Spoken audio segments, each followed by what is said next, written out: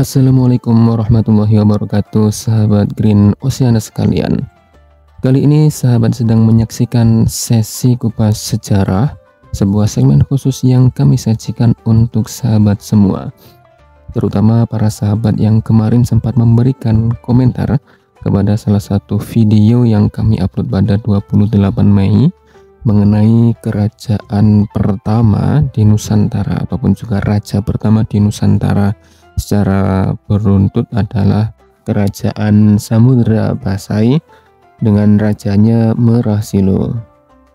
Sahabat Green Oceana sekalian, di sini kami akan mengulas sedikit mengenai sebenarnya kerajaan pertama ini apakah Samudra Pasai atau ada kerajaan-kerajaan lain seperti yang kita ketahui bersama.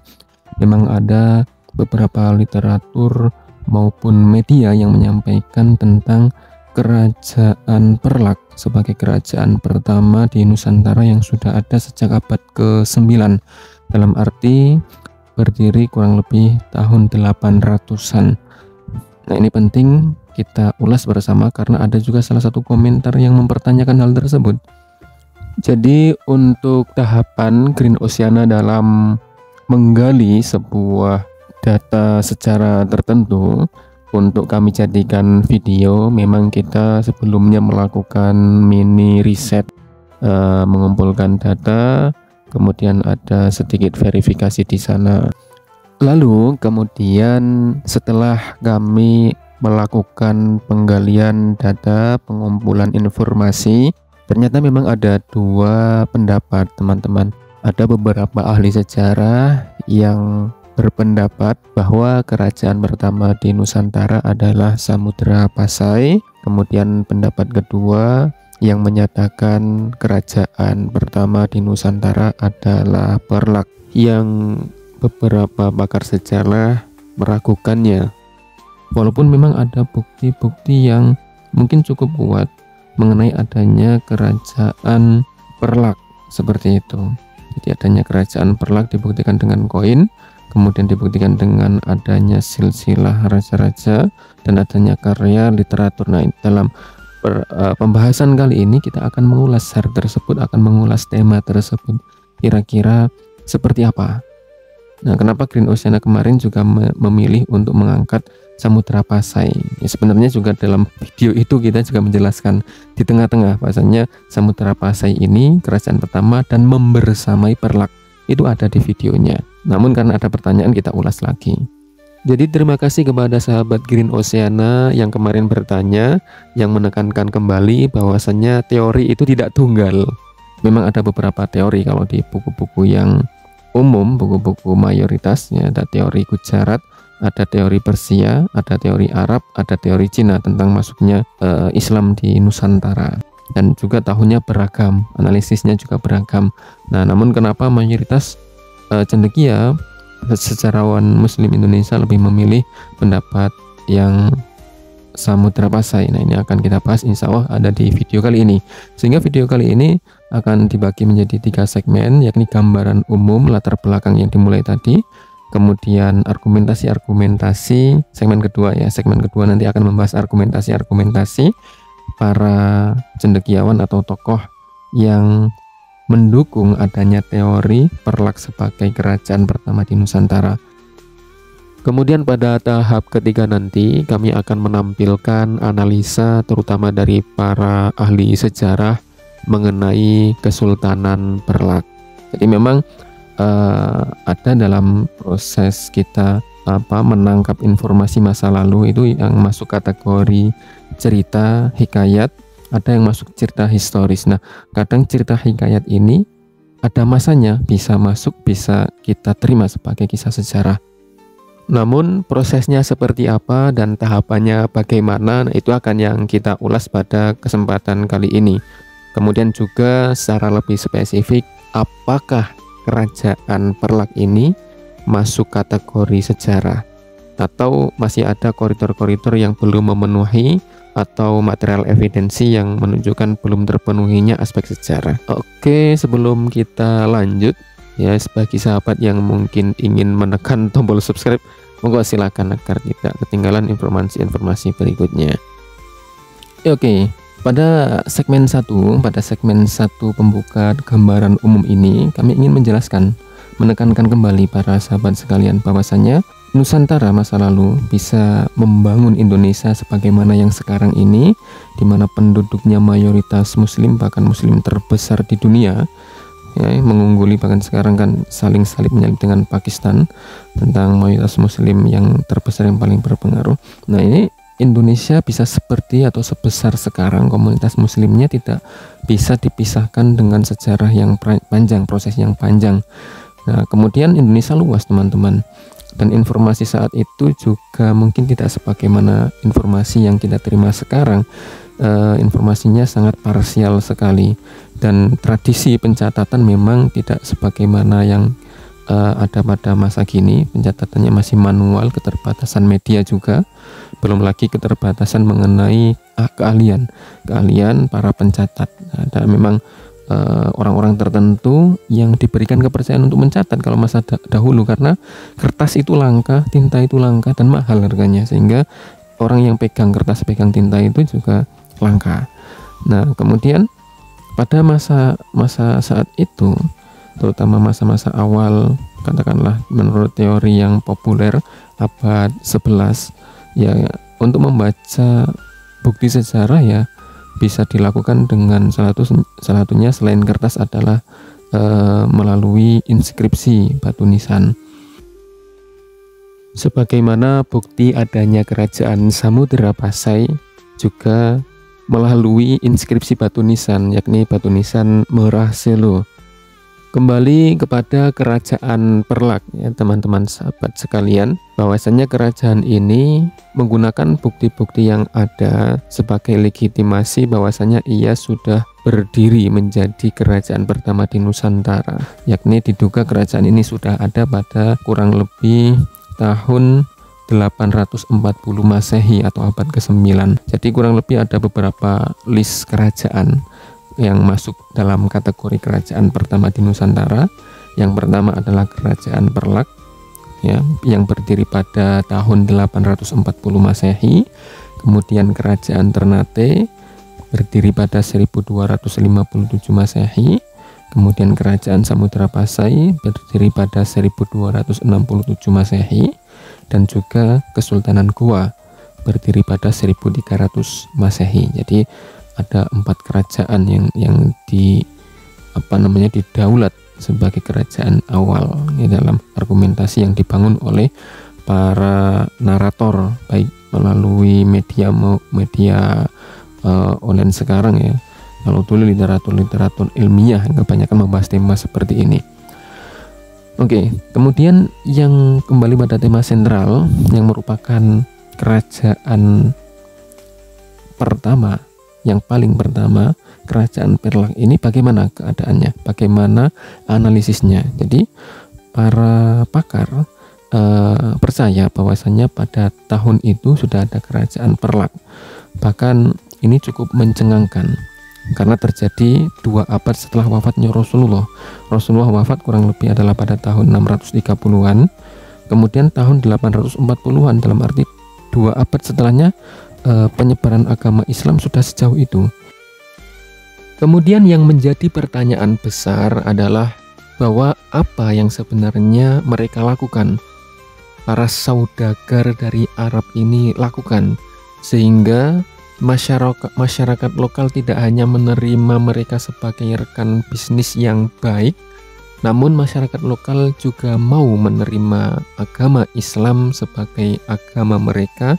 Dan ujungnya nanti, puncaknya nanti, mereka membangun kerajaan yang menggunakan Islam sebagai kerangka resmi tata aturan dalam mengelola negaranya. Nah, titik inilah yang kemudian menjadi titik di mana para pakar sejarah meragukan argumentasi Perlak sebagai kerajaan pertama di Nusantara, karena dirasa dalam waktu yang singkat tidak mungkin sebuah kerajaan bisa berdiri dan membangun sistem kerajaannya. Sehingga dari titik ini, para sahabat sekalian, ada perdebatan di kalangan ahli sejarah. Ya, tidak masalah, karena dalam sebuah dialektika pasti ada tesis, antitesis, ya nanti bersama-sama akan membangun sintesis. Lalu siapa sajakah tokoh sejarawan yang mendukung Perlak sebagai kerajaan pertama di Nusantara? Yang pertama, tokoh yang memang mendukung adanya argumentasi Perlak sebagai kerajaan pertama adalah Profesor Ali Hasyimi, kemudian Dr. Andes Sardiman AM MPD yang juga pernah menulis karya di bidang sejarah secara spesifik dalam menyatakan atau menyampaikan kerajaan Perlak sebagai kerajaan pertama, dan mungkin juga didukung oleh beberapa argumen. Kalau yang paling lampau adalah seperti Prof. Dr. Buya Hamka dalam salah satu seminar yang dilakukan pada tahun 1963, bahwa Buya Hamka pernah menyebut kemungkinan masuknya Islam di Nusantara adalah pada abad ke-7 Masehi. Nah, ini menjadi dasar kemungkinan adanya kerajaan Perlak pada abad ke-9, karena abad 7 sudah ada. Nah, ini malah lebih awal lagi. Berarti Profesor Buya Hamka percaya, ini disampaikan pada salah satu seminar, ya kami ulangi lagi, pada tahun 1963 yang dilaksanakan di Medan saat itu, yang memang tema dari seminar ini adalah mengenai masuknya agama Islam ke Indonesia. Nah, beliau percaya Islam sudah masuk pada abad ke-7, dan ini berarti abad awal Islam diajarkan, karena kita tahu Rasulullah sendiri wafat 630-an. Nah, 620-an itu sedang gencar-gencarnya Islam disiarkan. Nah, berarti era itu sudah mulai terjadi persinggungan.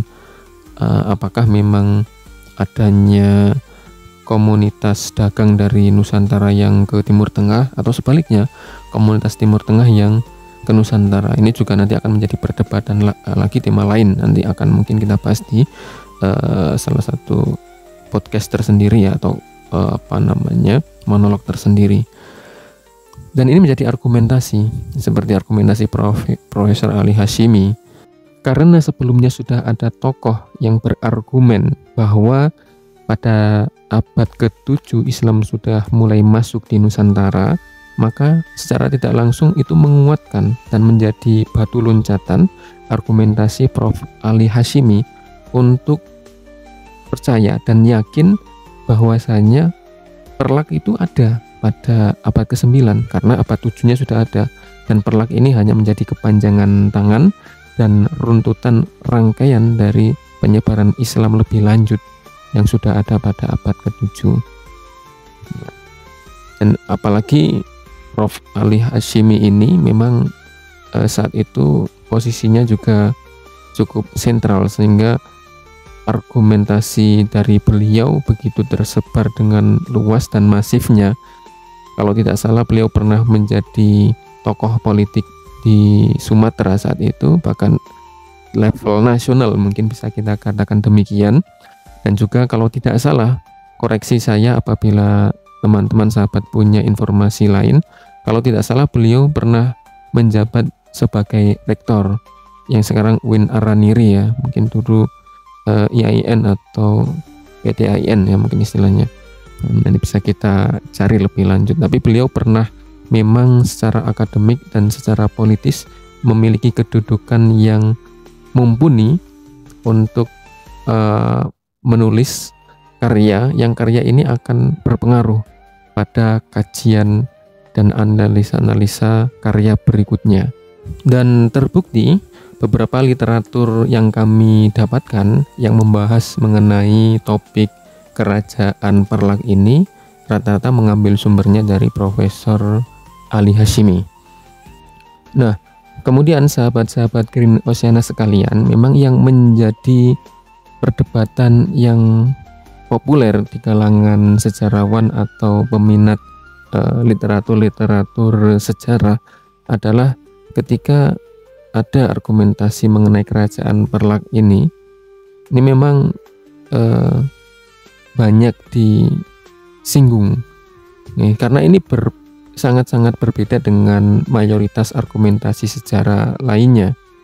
Mungkin kalau kita membaca buku sejarah mengenai keislaman yang populer, misalkan untuk mempermudah kita, membaca pengantar sejarah ya, misalkan Api Sejarah karya Ahmad Mansur Suryanegara, untuk mempermudah kita ya, kita tidak perlu lagi membaca secara parsial buku-buku induk sejarah Islam Indonesia seperti buku Profesor Dr. Slamet Muljana misalkan, atau pernyataan-pernyataan ilmiah Profesor Dr. Abu Bakar Aceh atau Profesor Dr. Buya Hamka, dan juga mungkin literatur-literatur dari barat ya, misalkan dari Snock Horgronya tadi, ataupun nanti misalkan buku yang populer juga tentang sejarah Indonesia, jadi ada Nusa Jawa Silang Budaya ya, yang juga mungkin bisa ada kaitannya dengan peristiwa penyebaran Islam di Nusantara itu sendiri. Nah, kita mungkin tidak perlu membaca satu persatu. Nah, mungkin kita langsung ya ambil satu literatur yang melihat fenomena ini, dan misalkan di buku yang populer, buku karya Ahmad Mansur Suryanegara, sudah dijelaskan beberapa teori. Nah, kemudian adanya kerajaan Perlak ini ya menjadi memang sesuatu hal yang masih berada pada ranah perdebatan di kalangan ahli sejarah itu sendiri. Ya, kita tahu memang ada beberapa teori. Yang pertama adalah teori Gujarat, sebagaimana yang dipercaya oleh Snock Horgronya, di mana Islam datang pertama kali adalah Islam yang bercorak tasawuf, sehingga Islam bisa begitu cepat diterima oleh kalangan Nusantara yang sudah beragama Hindu-Buddha. Nah, Islam dari Gujarat yang merupakan Islam yang begitu dekat dengan masyarakat India, lebih mudah diterima oleh bangsa Nusantara yang saat itu beragama Hindu-Buddha, yang juga agama tersebut berasal dari India, terutama Hindu. Kemudian selain teori Gujarat ada pula teori Makkah. Nah, ini dipercayai oleh Profesor Dr. Buya Hamka, bahwasanya ya abad 7 tadi sudah ada Islam di Nusantara. Maksudnya Islam di Nusantara bukan berarti bangsa Nusantara yang memeluk agama Islam, namun mungkin komunitas-komunitas Islam dari Timur Tengah berdagang kemudian singgah, mungkin seperti itu. Sudah mulai pada abad ke-7. Teori Mekah, mungkin maksudnya teori Mekah adalah teori Makkah Madinah. Kemudian teori berikutnya yang tidak kalah penting adalah teori Persia. Nah, ini salah satunya dipercaya oleh Profesor Dr. Abu Bakar Aceh, karena di mana banyak istilah yang diterapkan di Nusantara, terutama dalam tradisi Islam itu yang sama ditemukan di Persia, terutama dalam pendidikan Al-Quran. Itu ada beberapa istilah yang sama, karena Profesor Dr. Abu Bakar Aceh beliau juga membidangi atau khusus di bidang sejarah Al-Quran. Ada beberapa karya beliau di bidang sejarah Al-Quran. Kemudian teori lain adalah teori Cina. Salah satu yang percaya bahwasanya Islam awal tidak luput dari pengaruh Cina, dari peran bangsa Cina yang berlayar dalam misi dagang, adalah Profesor Dr. Slamet Muljana, terutama dalam buku beliau Runtuhnya Kerajaan Hindu Jawa dan Timbulnya Negara-negara Islam di Nusantara. Jadi beliau percaya bahwasanya ya, pengaruh Islam di Indonesia tidak bisa lepas dari bangsa Cina, karena bangsa Cina memiliki semangat yang tidak kalah dengan bangsa Arab. Kalau bangsa Arab saat itu era awal bahkan abad ke-7 sudah sampai mendayung perahunya ke Nusantara. Jadi tidak kalah bangsa Cina juga melakukan hal yang sama, yang tentunya kita juga kenal semangat atau etos kerja bangsa Cina seperti apa, yang sampai sekarang pun etos kerja mereka dalam menggapai kesejahteraan ekonomi sangat luar biasa. Ya, baik. Kemudian dari berbagai macam teori-teori tadi, ternyata muncul di tengah maraknya atau ramainya saling adu argumen dari masing-masing teori, ternyata muncul argumen Profesor Ali Hashimi ini yang menyatakan kerajaan Perlak sebagai kerajaan pertama, dan itu sudah ada pada abad ke-9. Dan ini adalah rangkaian karena munculnya teori-teori tadi, kemudian muncul teorinya Profesor Ali Hashimi. Meski mungkin beliau bukan tokoh pertama yang mengemukakan teori ini, namun paling tidak saat beliau menyampaikan teori ini melalui karya ilmiah atau melalui orasi ilmiahnya itu akan sangat berpengaruh, karena beliau merupakan tokoh baik di bidang akademik maupun tokoh politik saat itu, sehingga punya wadah, punya akses untuk berbagai macam media. Namun uniknya, setelah kami mencoba melakukan penggalian data, situs resmi dari Provinsi Aceh yang menjelaskan mengenai sejarah pertama kali Islam masuk dan sejarah kerajaan pertama di Nusantara lebih memilih pendapat bahwasanya kerajaan pertama di Nusantara adalah kerajaan Samudra Pasai dengan rajanya Malikus Soleh. Dan ini cukup unik karena ini situs resminya Aceh yang seharusnya ya mereka punya kepentingan untuk mendaulat Aceh sebagai salah satu tempat di mana muncul kerajaan pertama tidak hanya di Nusantara namun Asia Tenggara, dengan mengangkat kerajaan Perlak keluar sebagai kerajaan pertama yang sudah berdiri abad 9, dan itu akan mendaulat Aceh sebagai tempat di mana munculnya kerajaan Islam pertama di Asia Tenggara. Namun situs resmi Aceh lebih memilih Samudra Pasai. Nah, ini juga menjawab argumentasi pertanyaan teman-teman yang di kolom komentar ya, yakni kenapa tidak menampilkan Perlak sebagai kerajaan pertama di Nusantara. Ya memang karena ada dua pendapat, ada pendapat Perlak, ada pendapat Samudra Pasai sebagai kerajaan pertama. Ya lumrah saja yang percaya kerajaan pertama adalah Perlak, ya juga memang didukung oleh argumentasi yang runut, bukti yang nyata, material evidensinya ada, artefak, literatur juga ada, ya tidak masalah.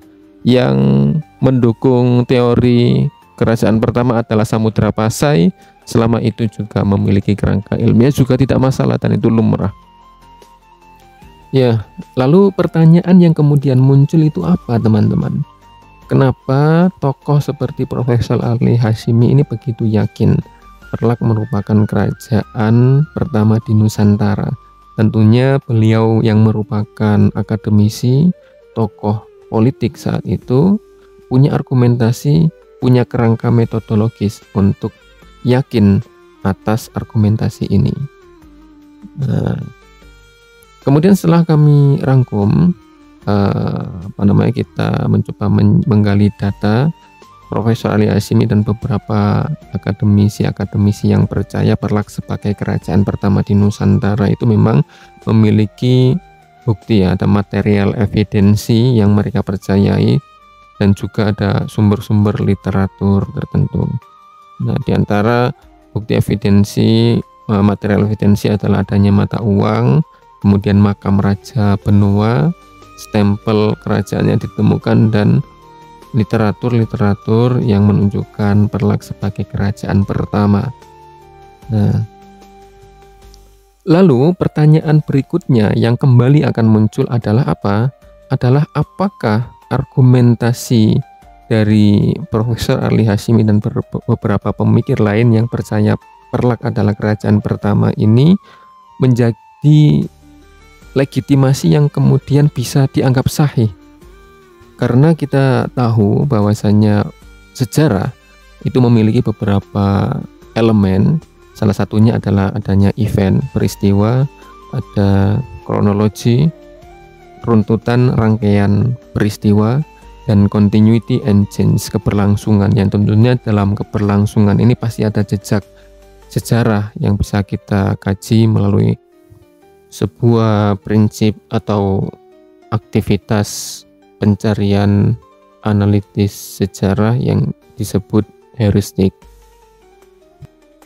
Selain dari ketiga elemen itu tadi, mulai dari event, kronologi, continuity and change, juga di dalamnya pasti ada spreading idea, penyebaran ide. Ide apa yang kemudian bergulir dan sampai kepada kita. Namanya sejarah pasti ada sinkronik, diakronik, pasti ada ide yang muncul. Nah, kemudian dari sini, apakah material evidence, bukti literatur yang kemudian membuktikan, dicoba diangkat oleh cendekiawan-cendekiawan sejarah Islam yang mencoba membuktikan kerajaan Perlak adalah kerajaan pertama, itu telah sesuai, telah diterima oleh cendekiawan-cendekiawan lain, terutama cendekiawan yang menentangnya atau cendekiawan yang lebih memilih teori lain. Misalkan teori kerajaan pertama di Nusantara bukan Perlak namun Samudra Pasai. Nah, kemudian Green Ocean ini juga merangkum beberapa argumentasi dari tokoh yang meragukan sumber dari cendekiawan pendukung teori Perlak. Nah, kalau kita ulas lebih lanjut, bukti yang pertama misalkan yang diangkat oleh tokoh-tokoh yang berargumentasi Perlak sebagai kerajaan pertama di Nusantara. Salah satu buktinya adalah adanya literatur. Ada 3 literatur yang cukup terkenal. Ada Idharotul Haq fi Mamlakatil Farlak wal Fasi, ada kitab Tazkiratu Tobaqoti Jam'i Sultani wa Salatin kalau nggak salah ya. Kemudian ada juga silsilah raja-raja Perlak dan Pasai. Ini adalah 3 literatur yang digunakan oleh pendukung teori Perlak dalam membangun argumentasinya. Kemudian mengenai yang pertama, Idharotul Haq fi Mamlakatil Farlak, ini sebenarnya banyak sekali bantahan ya sahabat-sahabat sekalian tentang kitab ini. Salah satunya datang dari Asyumardi Azra. Tapi beliau memang secara halus menyampaikan bahwasanya untuk membahas lebih lanjut kitab Idharotul Haq ini, kita perlu mengujinya dengan sumber-sumber lain, baik sumber lokal maupun sumber yang bersifat luar atau sumber asing. Nah, kemudian secara lebih spesifik, penelitian atau riset tentang kitab ini sebenarnya sudah mulai digalakkan, terutama dilakukan oleh Center for Information of Samudra Pasai Heritage atau CISAH pada tahun 2013. Namun pada penelitian ini dianggap tidak mendapatkan hasil apa-apa, nihil. Ya, bahkan dalam salah satu argumen yang saat itu kalau tidak salah juga disiarkan pada 1 April 2015, bahwa kitab ini sebenarnya tidak merupakan sumber primer. Jadi ada sumber primer, sumber yang ditulis di masa peristiwa itu terjadi, itu sumber primer. Ditulis di lokasi dan masa di mana peristiwa itu terjadi. Kemudian di level kedua ada sumber sekunder. Nah, sumber yang mendukung dari sumber primer ini. Nah, kemudian ada namanya sumber tersier. Sumber yang ditulis pada masa setelahnya, apalagi sudah ditulis masa setelahnya, terjemah pula. Nah, itu adalah sumber tersier. Dan kemudian setelah dilakukan riset mengenai Idharotul Haq ini, ternyata diketemukan bahwasanya kitab ini ditulis tidak lebih jauh daripada abad 18 dan 19 Masehi, teman-teman. Sehingga sangat jauh sekali gitu loh. Yang dinyatakan kerajaan Perlak ini sudah ada tahun 800-an. Nah, ini argumentasinya baru ada tahun 1800-an, berarti kan selisihnya 1000 tahun. Ini adalah mengenai bukti yang pertama, evidensi pertama mengenai Perlak. Jadi bukti ini dalam bentuk literatur. Kemudian material evidence yang dijadikan argumentasi Perlak sebagai kerajaan pertama di Nusantara adalah adanya mata uang yang diterapkan. Ditemukan seperti mata uang emas atau dinar, mata uang perak atau dirham, dan juga mata uang tembaga atau juga yang dari mata uang lain dari Kuningan. Nah, namun adanya penerapan ini bukan menunjukkan pada tahun itu adalah ada kerajaan, ada suatu kerajaan pemerintahan tertentu yang menerapkan eh, hukum Islam, sistem Islam di suatu wilayah di Indonesia, bisa saja itu dibawa oleh para pedagang dari Arab yang ketika sampai di Indonesia mereka tetap menggunakan mata uang dinar dirham untuk bertransaksi. Ya, namanya mata uang saat itu tidak mata uang kertas. Kalau mata uang kertas bisa saja berlaku di negara tertentu namun di negara lain tidak berlaku. Namun emas teman-teman, karena dia punya intrinsic value, nilai yang akan tetap ada dalam benda itu sendiri. Beda dengan uang kertas yang ketika tidak ada nomornya, tidak ada angkanya, tidak ada stempel, tanda tangan, legalitas lain, tidak bisa dianggap uang. Kalau emas, dimanapun pasti akan tetap laku karena dia membawa intrinsic value tadi, nilai yang selalu melekat pada benda tersebut. Sama juga dengan perak. Nah, ini tidak menutup kemungkinan dibawa oleh bangsa Arab yang ingin berdagang ke Nusantara, digunakan untuk barter, alat barter dengan kebutuhan-kebutuhan yang mereka perlu angkut dan dibawa kembali ke Timur Tengah. Nah, sehingga tidak selalu adanya mata uang menunjukkan itu sudah ada sistem kerajaan pada saat itu. Ya tidak selalu demikian, teman-teman. Itu yang pertama. Kemudian kedua, evidensi adanya kerajaan Perlak pada abad ke-9. Nah, karena ditemukannya sebuah makam yang dibuat pada abad ke-11. Nah, ini berdasarkan penelitian yang dilakukan Dr. Hasan Ambari yang menjelaskan bahwasannya ada batu nisan di makam yang dibuat pada abad ke-11 Masehi atau ke-4 Hijriah. Nisan tersebut tertulis memakai huruf Arab. Adapun makam ini berlokasi di tepi Sungai Trenggulun. Jadi teman-teman sekalian, bahwasanya bukti ini pun sama sepertinya. Jadi tidak selalu adanya bukti misalkan inskripsi makam, kemudian ada tulisan Arabnya, bisa langsung dipercayai sebagai bukti adanya kerajaan Islam. Bisa saja, ini bisa saja ya, bisa saja benar, bisa saja salah, bahwasanya mungkin dulu ada orang Arab yang berasal dari bangsawan, atau orang Arab yang berasal dari agamawan, merupakan tokoh ulama terkemuka dan dimakamkan karena merupakan tokoh ya atau bangsawan, sehingga dibuatkan makam yang megah, berukir, bertuliskan Arab. Jadi ini juga sama, tidak bisa kemudian kita telan mentah-mentah sebagai bukti evidensi atau material evidensi sebagai bukti adanya kerajaan Perlak.